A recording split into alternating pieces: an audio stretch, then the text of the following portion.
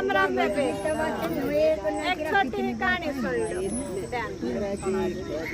थोड़ी नहीं सक पाऊंगे, 2-3 घंटे चुप हो गए। एक नगर में एक राजा था और उस राजा का दरबार लगता ना, मतलब दरबार लगता कभी 10 दिन में, कभी 15 दिन में।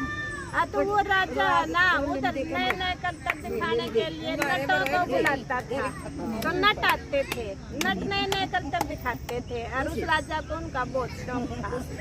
और वह जितने बढ़िया करतब दिखाते थे ना, राजा खुश होकर उन्हें उतना गणा दान दिया।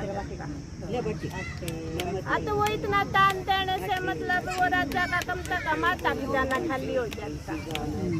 इस बात की उस रानी ने बहुत चिंता लग रही है।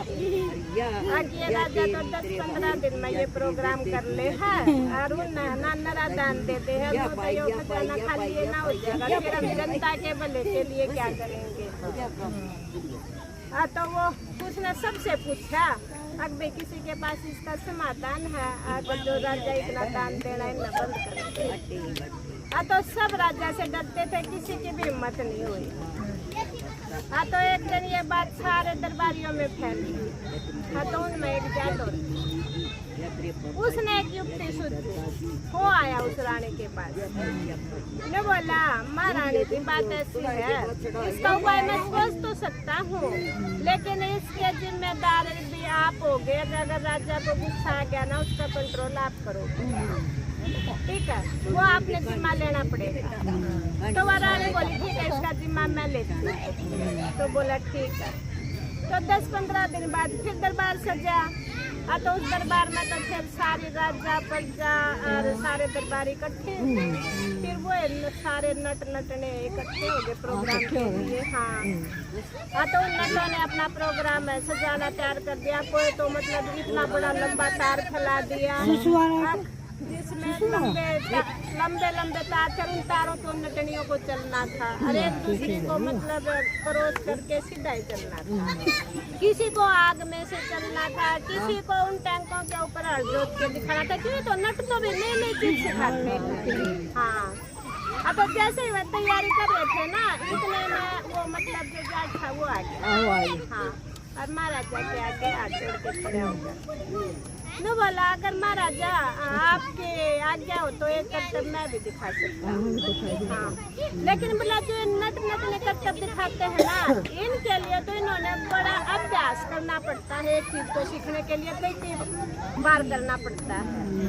लेकिन मैं तो एक सीधा साधारण आदमी, मैं तो कुछ ऐसा दिखाऊंगा जो मतलब ये नट कर सकते हैं या नहीं, इनसे पूछना। हाँ, लेकिन मेरी एक शर्त है, जो काम मैं करके दिखाऊंगा ना, अगर ये नट कर देंगे ना उस काम को, तो मैं अपने परिवार समेत इस नगर को छोड़ दिया।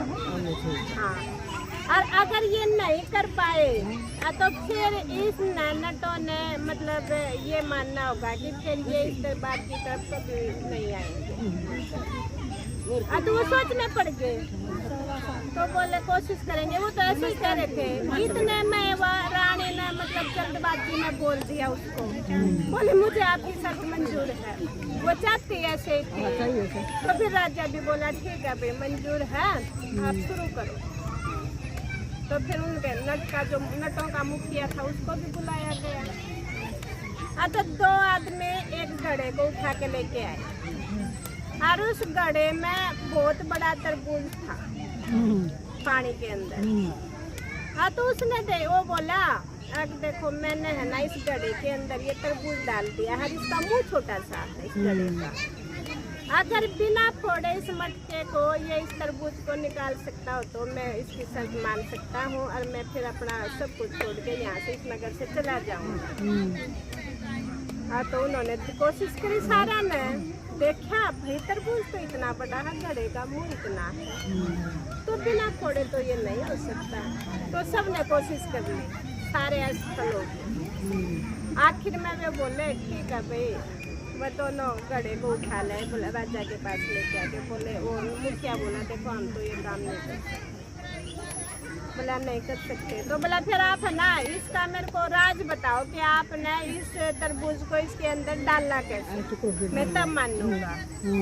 बोला आप थोड़ा हाथ तो दिमाग लगाओ, ये जो अभ्यास की हुई बात है वो तो आप दिखाते हो, लेकिन आप दिखाओ कि ये कैसे हो सकता है। बोला नहीं, हमारी बुद्धि से बाहर।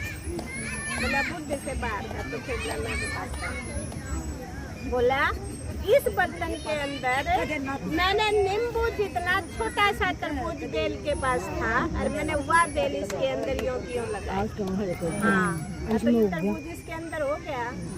लेकिन समझने वाले को तो ये थी, वैसे तो ये बुद्धि का इस्तेमाल करे तो छोटा सा बच्चा भी ये काम कर सकता है, लेकिन ये बात दिमाग में नहीं आई तो बड़े से बड़ा भी नहीं कर सकता। हाँ, तो वो बोले भाई ये तो बात सही है, हमारे दिमाग में नहीं आई। तो उन्होंने फिर स्वीकार कर लिया, ठीक है हम नट आज के बाद राज दरबार में नहीं आएंगे, आपकी शर्त मान ली। और राजा ने फिर उसको, जिसने तरबूज का मिसाल दिया था ना जाट को, उसने उसको बहुत सारा धन देने के लिए बोला। तो वो बोला नहीं, मेरे को धन नहीं चाहिए बिल्कुल भी, मेरे को तो बस ये देखना था कि ये नट जो करतब दिखाते हैं ये इस बुद्धि भी लगा सकते हैं क्या इस काम के लिए, तो मेरे को धन नहीं चाहिए, मेरे को प्रजा के लिए धन चाहिए था, इसलिए मैंने करतब दिखाया। तो राजा उससे खुश हुआ और फिर वो नटों का आना बंद कर दिया, और जो राजा का वो खजाना था वो प्रजा की भलाई के लिए उसमें काम में लग गया।